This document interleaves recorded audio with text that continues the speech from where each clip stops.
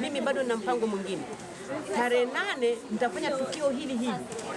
Tarehe 8 nitatoa baskeli za wale ambao wanahitaji mwendo, walemavu wa miguu.